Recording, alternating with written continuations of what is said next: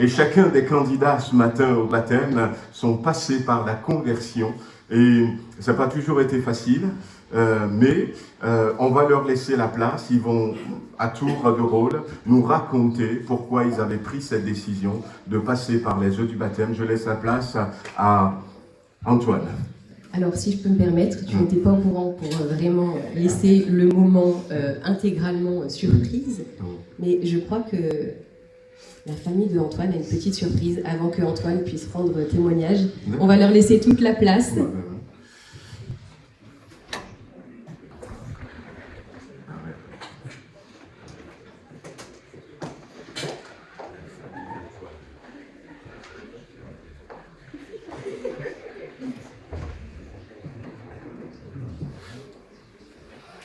Voilà, donc le papa d'Antoine, sa maman, ses sœurs, son beau-frère, on leur laisse la place. Et puis après, Antoine viendra nous raconter un peu pourquoi il avait fait ce choix.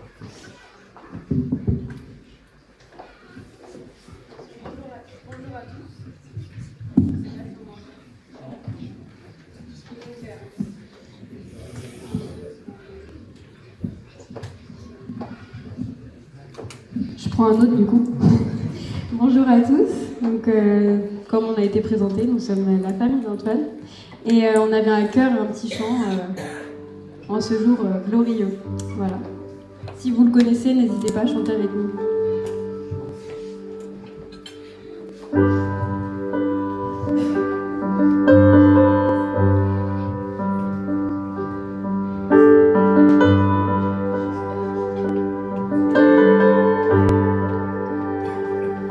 Je t'aime Seigneur,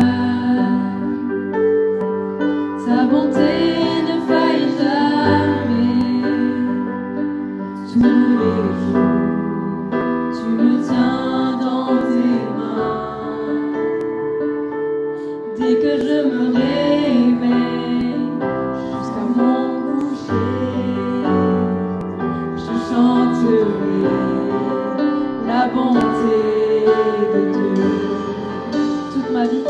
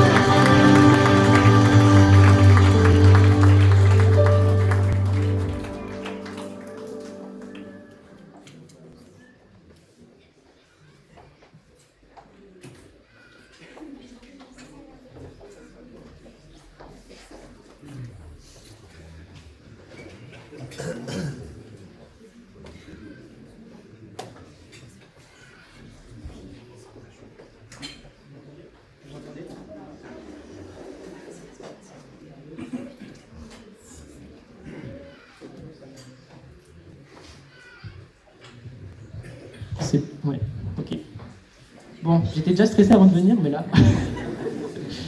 je suis encore plus. Mais bon, c'est un jour de gloire.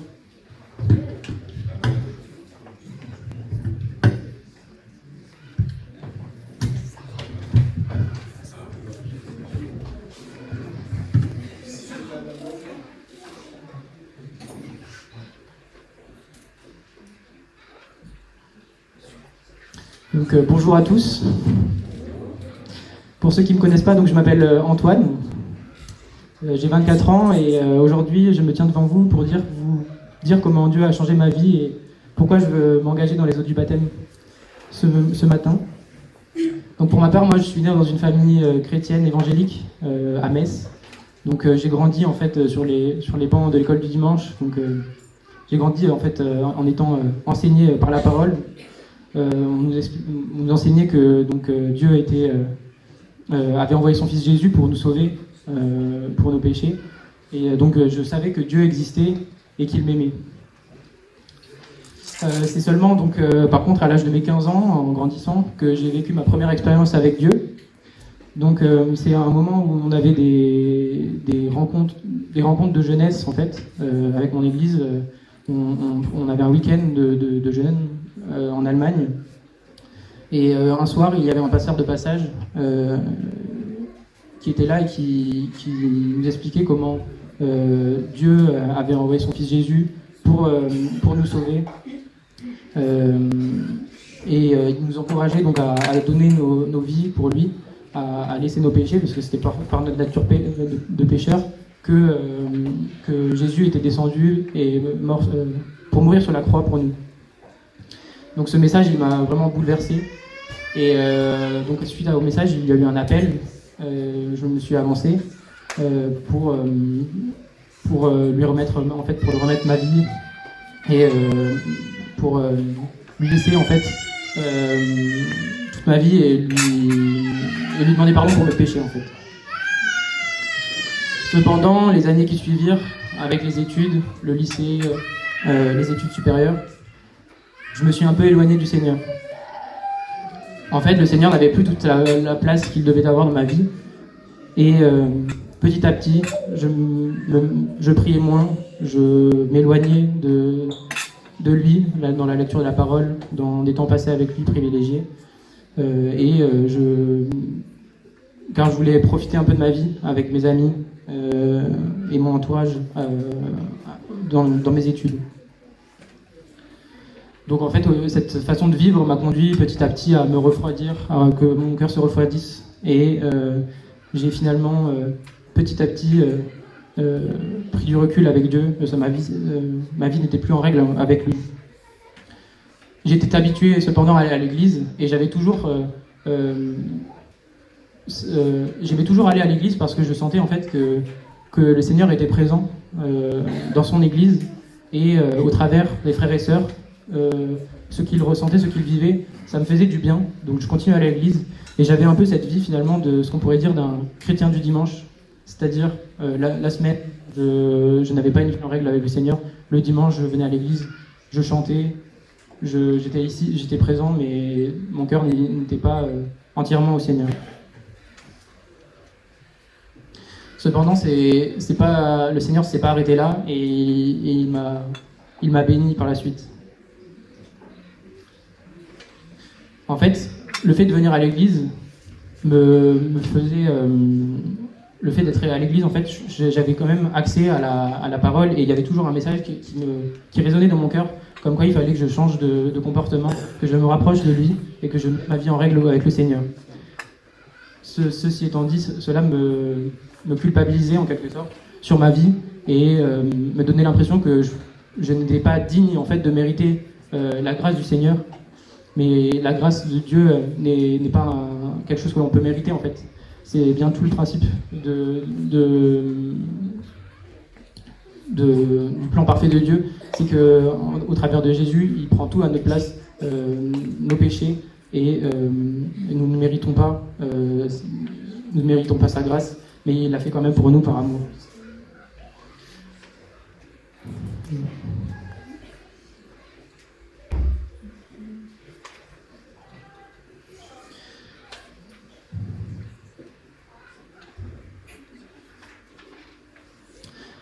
Donc petit à petit,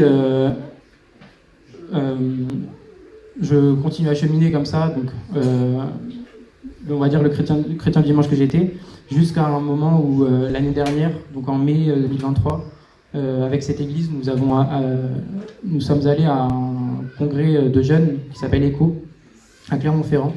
Donc à ce congrès, près de 7000 jeunes étaient réunis tous ensemble pour rencontrer le Seigneur, pour le bénir, le louer, le servir. Et donc j'ai vraiment été touché dans ces moments particuliers, de fait de voir des jeunes qui se lèvent pour le Seigneur, qui ont un cœur à servir le Seigneur, et aussi par les messages qui m'ont fait prendre conscience que voilà, la grâce de Dieu n'est pas quelque chose que nous méritons, et que nous devons simplement nous présenter devant lui et laisser nos péchés et nos fautes. Donc petit à petit, en rentrant par la suite, je me suis rapproché de Dieu. J'ai repris une relation avec le Seigneur, dans le sens où j'ai de nouveau prié Dieu, je lisais sa parole, je passais du temps avec lui. Et ça m'a amené un jour lui dire: Seigneur, je te laisse toutes choses, je veux, Seigneur, maintenant te servir, que ma vie soit à toi. Je remets tout entre tes mains, ma culpabilité, mes doutes, mes craintes, mes doutes si dans l'avenir, je faute, je chute. Toi, tu seras là, Seigneur, pour me relever si je me présente devant toi. Et donc c'est pourquoi aujourd'hui je me tiens devant vous, parce que je veux vous dire que le Seigneur est bon, qu'il vous aime, et qu'il sera toujours là à vos côtés dans toutes choses. Et c'est pourquoi je veux m'engager aujourd'hui officiellement devant vous tous, en passant par les eaux du baptême, pour lui remettre ma vie et le servir.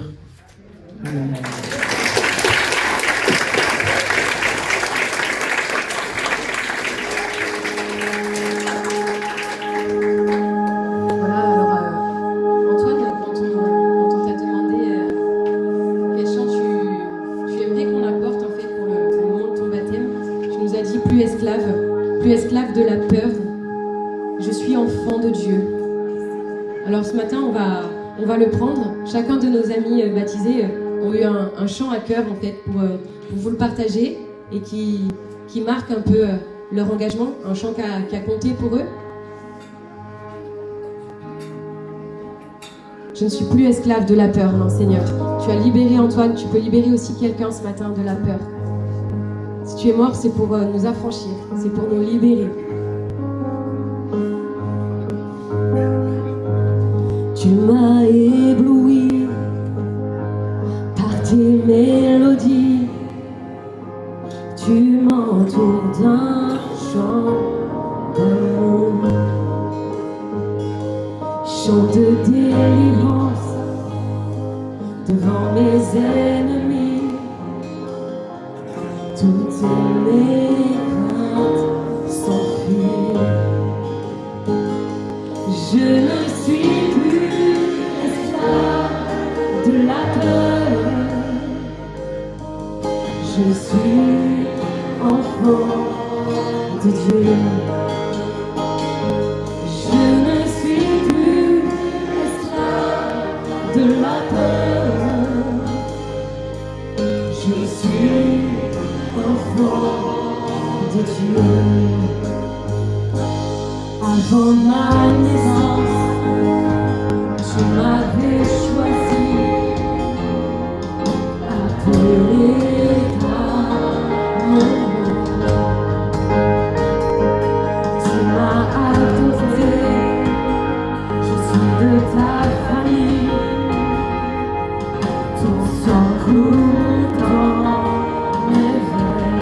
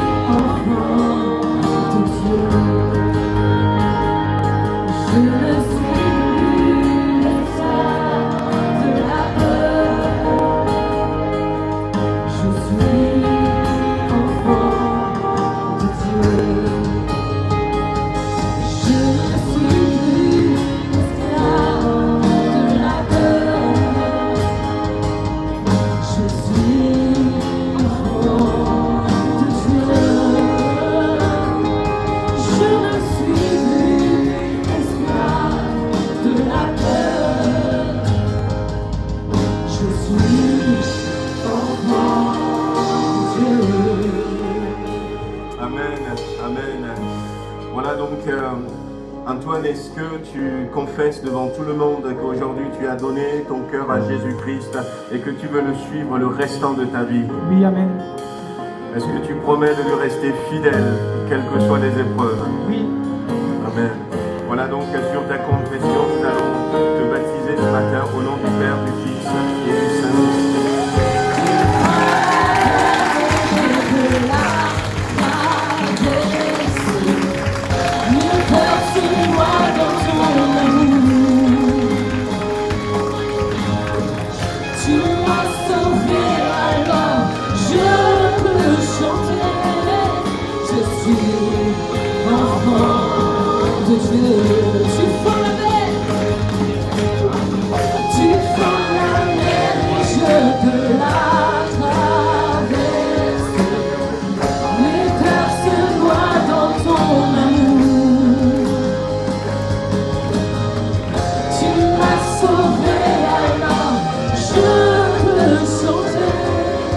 Je suis enfant